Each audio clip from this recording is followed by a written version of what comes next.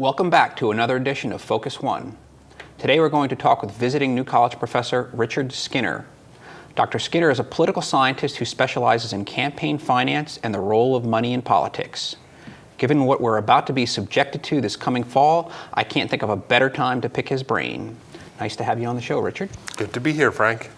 Richard, let's talk a little bit about you. Just to start things off, tell me about the road that you traveled to get here to New College. Sure. I'm a graduate of Hamilton College, which is a small college in upstate New York, kind of similar to New College, except with more snow and fewer alligators. And I have a master's degree and a PhD from the University of Virginia. I have been an intern in the White House. I've worked on a presidential campaign. I've been a researcher at a think tank and a writer for a political newsletter. That's quite a robust portfolio there. And what got you interested, or when did you begin to sort of sharpen your focus on campaign finance as a research area? Sure. I got interested in campaign finance in the wake of the 1996 presidential election, when you saw a lot of the rules that had been adopted in the 1970s break down, and it become much more of a free-for-all, that people were finding more and more ways around restrictions on money in politics. And so it just was an interesting time to be studying campaign finance. I ended up working for 2 years for the Campaign Finance Institute in Washington, D.C. And after that, I ended up writing a short book on money in congressional elections.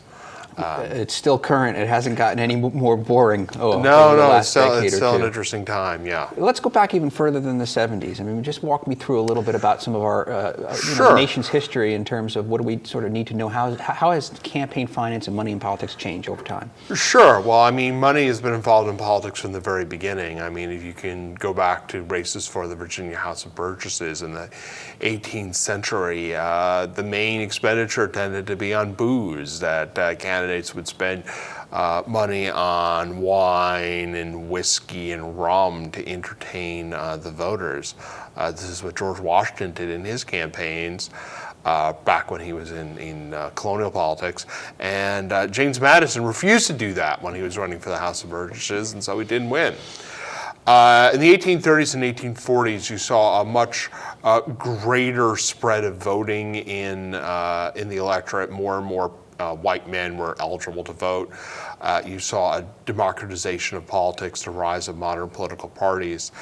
And so campaigns became more expensive. You needed to reach a far greater number of voters.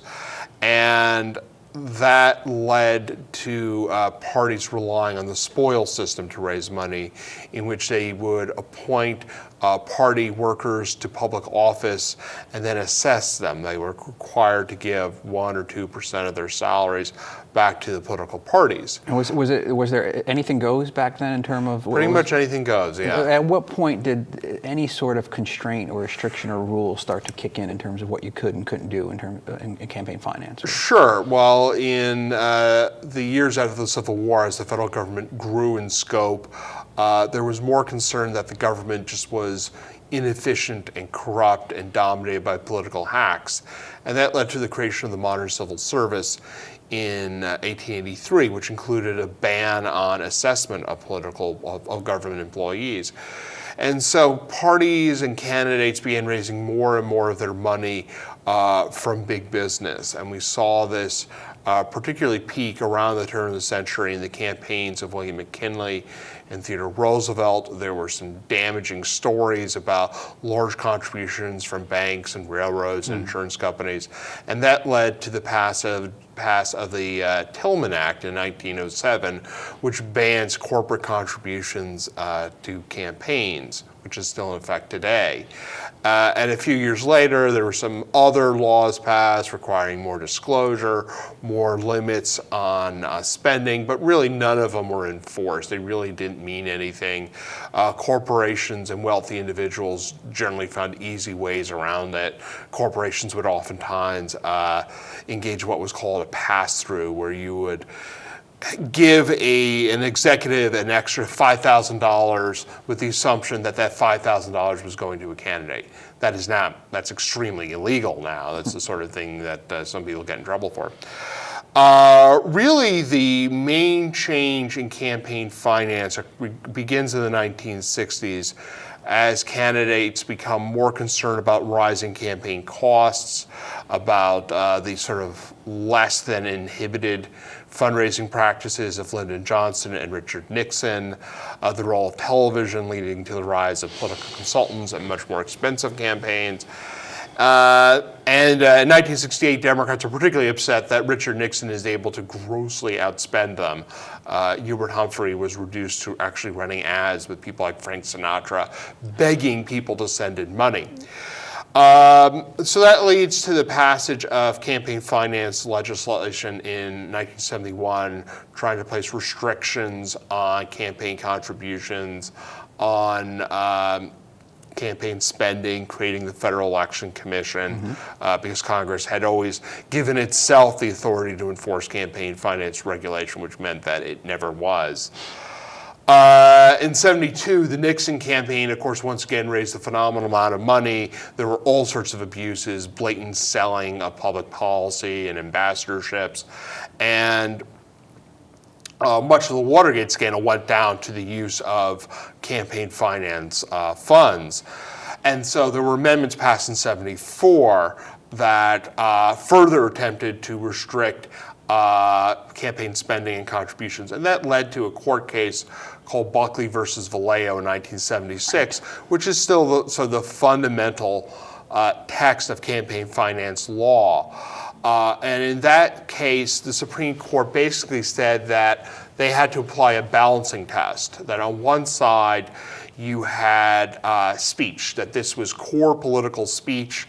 They never actually quite said that money is speech, but they said that money attaching money to speech doesn't take away from the value of that speech. Just because a newspaper takes advertisements and charges money doesn't mean that it loses freedom of speech. So they said, okay, we have speech on the one hand, and that's a very heavy consideration indeed. And then we have the governmental interest that we see as great enough to warrant regulation of this fundamental right. And it's notable that they absolutely rejected two interests. They absolutely said equality is never, we will never consider equality as a justification for restrictions on campaign spending, period. That it's wholly foreign to the First Amendment to say that we need to equalize the voices of different people. And they also said that we don't accept campaign costs as a justification for campaign finance regulation, because that's essentially arbitrary, saying how much money is appropriate to be spent on a campaign. They said what is appropriate is, first of all, the issue of corruption or the appearance of corruption. They said with the Watergate scandal, we agree these concerns are legitimate, and that that the government can do something about it. And they said that information was a justification for campaign finance regulation, that getting information out to voters served First Amendment purposes, allowing people to be better informed. So let's fast forward into the McCain-Feingold law earlier this decade, and then let's work our way over to the Citizens United case, and that's the one that everybody's talking about these days. The fundamental outcome of Buckley was that the Supreme Court said that you cannot restrict campaign spending. It's just coming too close to restricting core political speech.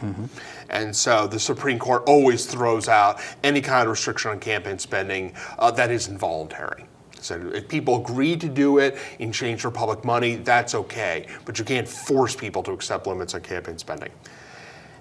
But campaign contributions can be restricted. They can't be banned, but you can place limits on them, that the speech value of giving $50,000 instead of $500 isn't that great. And what they also said that you could only regulate speech that was an express advocacy of the election or defeat of a candidate.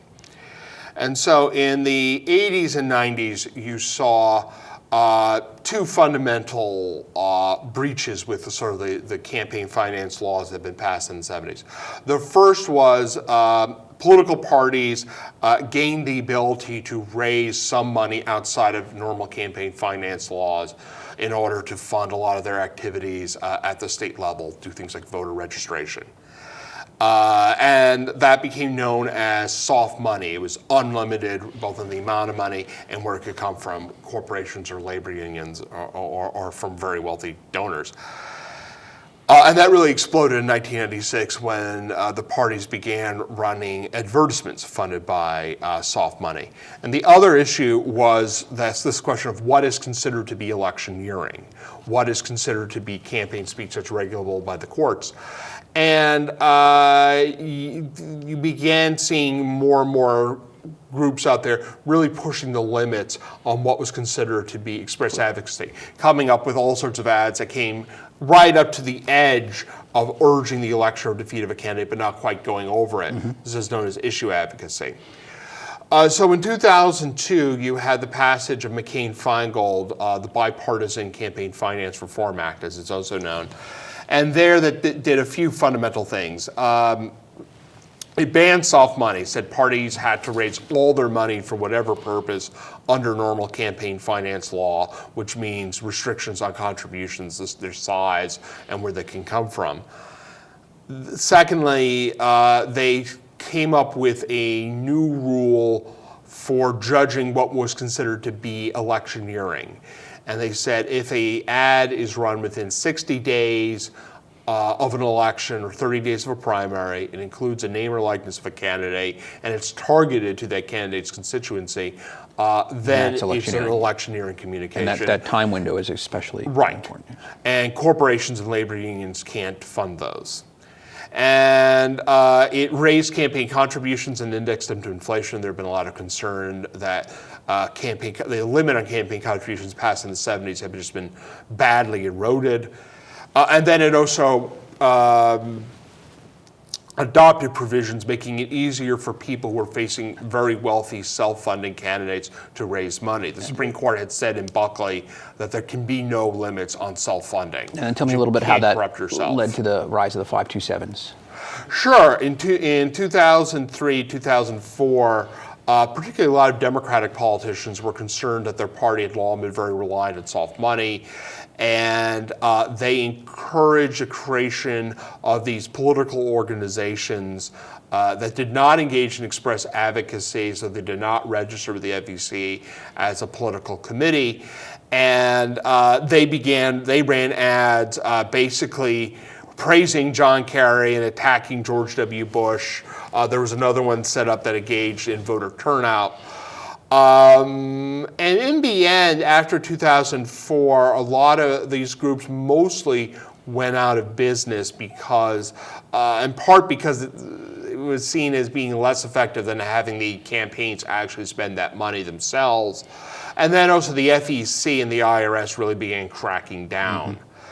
And so you saw a movement away from that particular kind of nonprofit to other sorts of nonprofits, such as the 501c4 organization, which can engage in politics as long as it's not its primary mission, and cannot engage in the express advocacy of election or defeat. And it doesn't the C4s don't have to disclose anything about their membership. The millionaires rule within McCain-Feingold that gets overturned by the Supreme Court. Just explain that, and then I want to actually come back to sort of one of the fallouts of a case here in the state of Florida. In 2003, the Supreme Court upholds most of the provisions of McCain-Feingold in the case of FEC versus McConnell.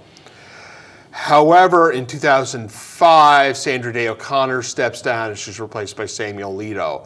And the Supreme Court goes from having a 5-4 majority in favor of upholding a lot of campaign finance restrictions to a 5-4 majority, mostly willing to overturn campaign finance restrictions. And so we've seen several decisions over the past 6 or 7 years where the Supreme Court has been very aggressive in overturning a lot of campaign finance restrictions. The first one you mentioned concerned the Millionaires Amendment, which is kind of a little hard to explain the details, but essentially makes it, if a candidate is facing an opponent who is spending an enormous amount of his or her own money, this makes it easier for that opponent to raise more money themselves.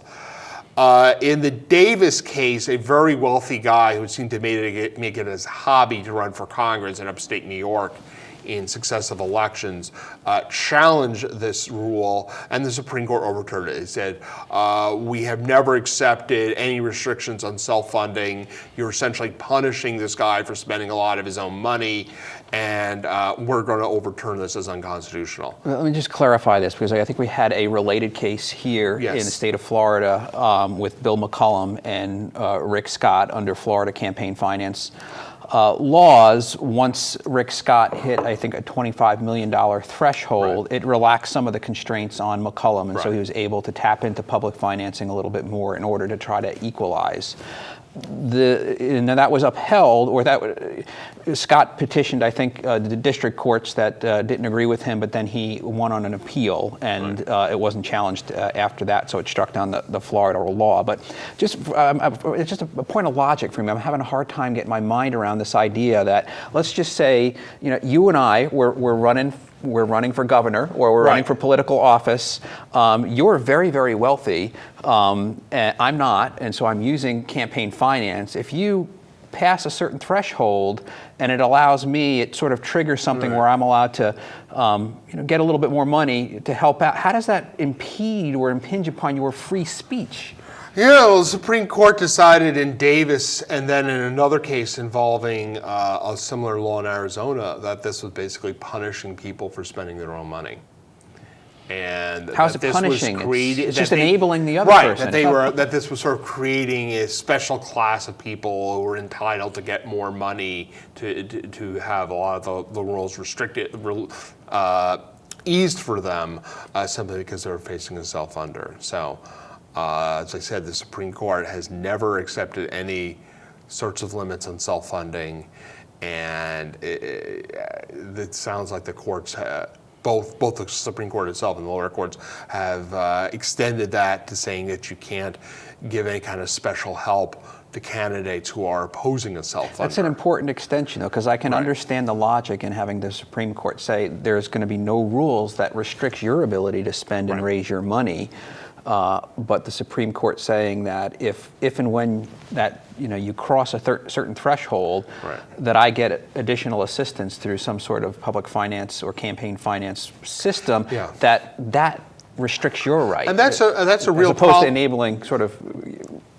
That's a real problem for anyone who supports any kind of a public financing system, because usually public financing systems are coupled with a restriction on spending. Basically, we'll give you a flat grant of money, and that's all you can spend, or you can raise a little bit on your own, and then we'll give you a grant. But at some level, they cap spending.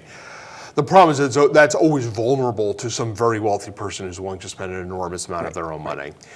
And so I think the courts are really dealing a blow to any kind of public financing system. Any sort of mechanism for equalization. Well, remember, again, the Supreme Court has always said equality can never justify any kind of restriction on campaign speech.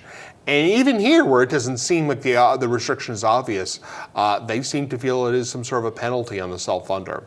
Okay, let's move to Citizens United, the big case. And I think that there's a little bit of a misperception on what that case actually said. And a lot of people sort of have this sense that it opened the floodgates to unlimited amounts of money, which is an implication possibly, but that's not what the Citizens United Citizens United involved a conservative group that had produced a documentary called Hillary the Movie that was not friendly to Hillary Clinton. And they wanted to advertise it on cable television during the 2008 presidential election. They argued that it was not electioneering. The Supreme Court actually said it was. They said there's no reasonable interpretation, and the Supreme Court now has a very narrow definition of electioneering, and there's no reasonable interpretation of this movie other than a call to keep Hillary Clinton from becoming president.